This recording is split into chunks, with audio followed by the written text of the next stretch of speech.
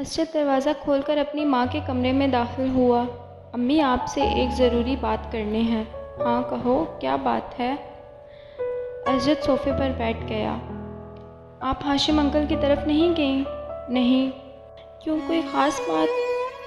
ہاں، امامہ اس ویکنڈ پر آئی ہوئی ہے۔ اچھا، شام کو چلیں گے۔ تم گئے تھے وہاں؟ شکیلہ نے مسکراتے ہوئے پوچھا۔ ہاں، میں گیا تھا۔ کیسی ہے وہ؟ اس بار تو خاصے عرصے کے بعد آئی ہے۔ شکیلہ کو یاد آیا، ہاں وہ ماہ بعد آئی ہے۔ شکیلہ کو اسجد کچھ الجھا ہوا لگا۔ کوئی مسئلہ ہے؟ امی، مجھے امامہ پچھلے کچھ عرصے سے بہت بدلی بدلی لگ رہی ہے۔ اس نے ایک گہرا سانس لیتے ہوئے کہا۔ بدلی بدلی مطلب تو شاید میں آپ کو نہیں سمجھا سکتا، بس اس کا رویہ میرے ساتھ کچھ عجیب سا ہے۔ اسجد نے کندھے اچکاتے ہوئے کہا۔ آج تو وہ ایک معمولی سی بات پر ناراض ہو گئی، پہلے جیسی کوئی بات ہی نہیں رہی اس میں سمجھ نہیں پا رہا کہ اسے کیا ہوا ہے۔ تمہیں وہم ہوگا اسجد، اس کا رویہ کیوں بدلنے لگا؟ تم کچھ زیادہ ہی جذباتی ہو کر سوچ رہے ہو۔ شکیلہ نے اسے حیرانگی سے دیکھا۔ نہیں امی، پہلے میں بھی یہی سوچ رہا تھا کہ شاید مجھے وہم ہو گیا ہے، لیکن اب خاص طور پر آج مجھے اپنے یہ احساسات صرف وہم نہیں لگے۔ وہ بہت اکھڑے سے انداز میں بات کر رہی تھی مجھ سے۔ تمہارا کیا خیال ہے، اس کا رویہ کیوں بدل رہا ہے؟ شکیلہ نے برش میز پر رکھتے ہوئے کہا۔ یہ تو مجھے نہیں پتا۔ تم نے پوچھا اس سے؟ ایک بار نہیں، کئی بار۔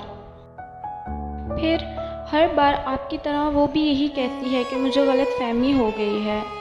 اس نے کندھے اچکاتے ہوئے کہا۔ کبھی وہ کہتی ہے اسٹڈیز کی وجہ سے ایسا ہے، کبھی کہتی ہے اب میں میچور ہو گئی ہوں اس لیے۔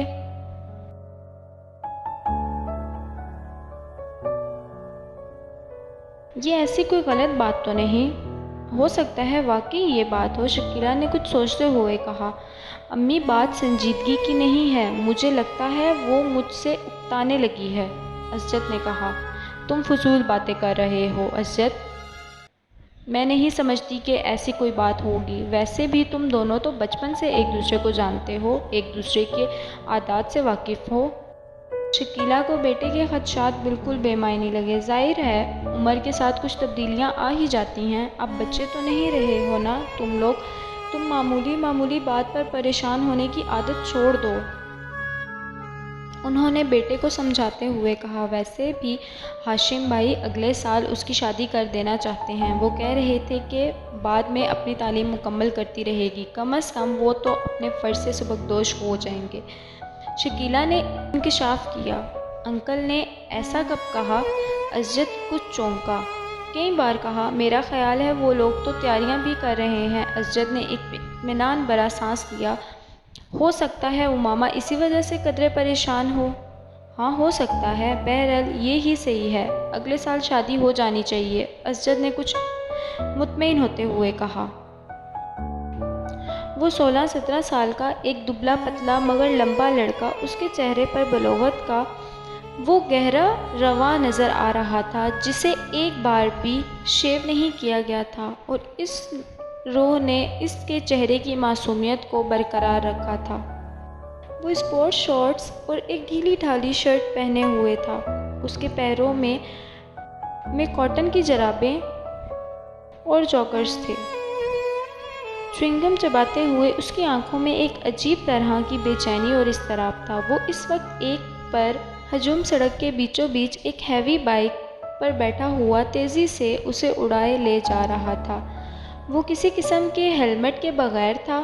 وہ بہت رش اندیز میں موٹر سائیکل چلا رہا تھا۔ اس کے 2 دفعہ سگنل توڑا، 3 دفعہ خطرناک طریقے سے کچھ گاڑیوں کو اوورٹیک کیا، اور 4 دفعہ بائیک چلاتے چلاتے اس کا اگلا پہیہ اٹھا دیا، اور کتنی ہی دیر دور تک صرف ایک پہیے پر بائیک چلاتا رہا۔ 2 دفعہ دائیں بائیں دیکھے بغیر اس نے برق رفتاری سے اپنی مرضی کا ٹرن لیا۔ ایک دفعہ وہ زگ پہ زگ انداز میں بائیک چلانے لگا۔ 6 دفعہ اس نے پوری رفتار سے بائیک چلاتے ہوئے اپنے دونوں پاؤں کو اٹھا دیا۔ پھر ایک دم اسی رفتار سے بائک چلاتے ہوئے اس نے ون وے کی خلاف ورزی کرتے ہوئے اس لائن کو توڑا اور دوسری لائن میں زناٹے سے گھس گیا۔ سامنے سے آتی ہوئی ٹریفک کی بریکس ایک دم چرچرانے لگے۔ اس نے فل سپیڈ پر بائک چلاتے ہوئے ایک دم ہینڈل سے ہاتھ ہٹا دیے۔ بائک پوری رفتار کے ساتھ سامنے والی گاڑی سے ٹکرائی اور وہ ایک جھٹکے کے ساتھ ہوا میں بدلتا ہوا پھر کسی اور چیز پر گرا۔ اسے اندازہ نہیں ہوا اس کا ذہن تاریک ہو چکا تھا۔ وہ دونوں لڑکے اسٹیج پر ایک دوسرے کے بالمقابل روسٹرم کے پیچھے کھڑے تھے، مگر ہال میں موجود اسٹوڈنٹس کی نظریں ہمیشہ کی طرح ان میں سے ایک پر مرکوز تھیں۔ وہ دونوں ہیڈ بوائے کے انتخاب کے لیے کنونس کر رہے تھے اور وہ پروگرام بھی ابھی اس کا حصہ تھا۔ دونوں کے روسٹرم پر ایک ایک پوسٹر لگا تھا، جن میں سے ایک پر ووٹ سالار اور دوسرے پر ووٹ پر فیضان لکھا ہوا تھا۔ اس وقت فیضان ہیڈ بوائے بن جانے کے بعد اپنے ممکنہ اقدامات کا اعلان کر رہا تھا، جبکہ سالار پوری سنجیدگی سے اسے دیکھنے میں مصروف تھا۔ فیضان اسکول کا سب سے اچھا مقرر تھا اور اس وقت بھی وہ اپنے جوش خطابت کے کمال دکھانے میں مصروف تھا، اور وہ اسی لب و لہجے میں بات کر رہا تھا جس کے لیے وہ مشہور تھا۔ بہترین ساؤنڈ سسٹم کی وجہ سے اس کی آواز اور انداز دونوں ہی خاصے متاثر کن تھے۔ ہال میں بلا شبہ سکوت طاری تھا۔ یہ خاموشی اس وقت ٹوٹنی جب فیضان کے سپورٹرز اس کے کسی اچھے جملے پر داد دینا شروع ہوتے۔ ہال یکدم تالیوں سے گونج اٹھا۔ آدھے گھنٹے بعد جب وہ اپنے لیے ووٹ کی اپیل کرنے کے بعد خاموش ہوا تو ہال میں اگلے کئی منٹ تالیاں اور سیٹیاں بجتی رہیں۔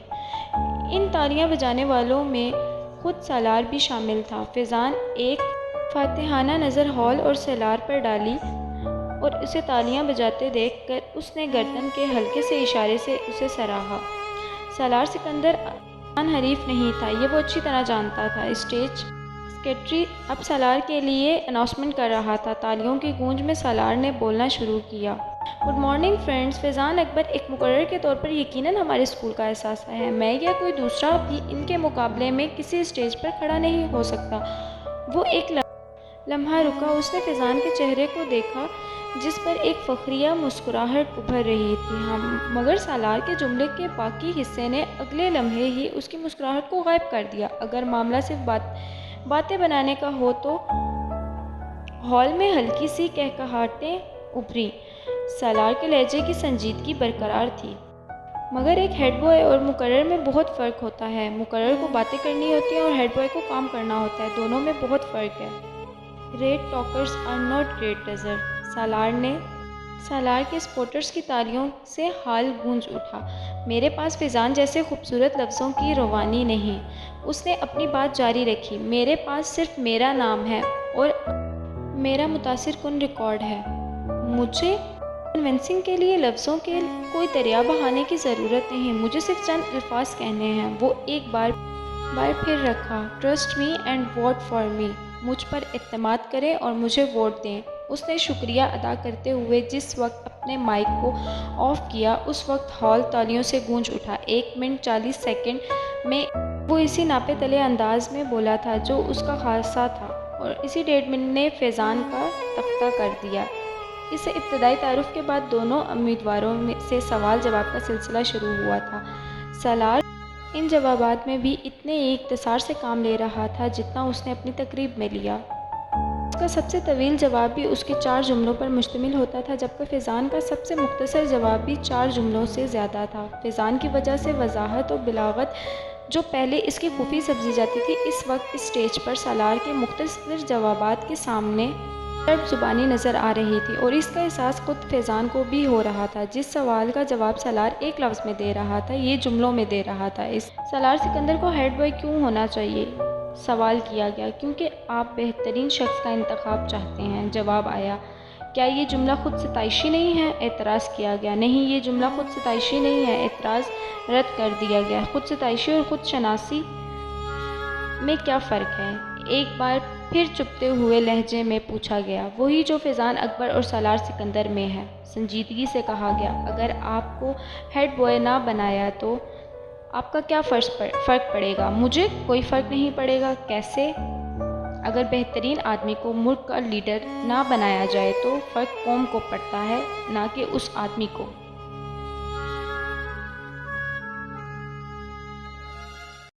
آپ اپنے آپ کو پھر ایک بہترین آدمی کہہ رہے ہیں، ایک بار پھر اعتراض کیا گیا۔ اس ہال میں کوئی ایسا ہے جو خود کو برے آدمی کے ساتھ ایکوینٹ کرے؟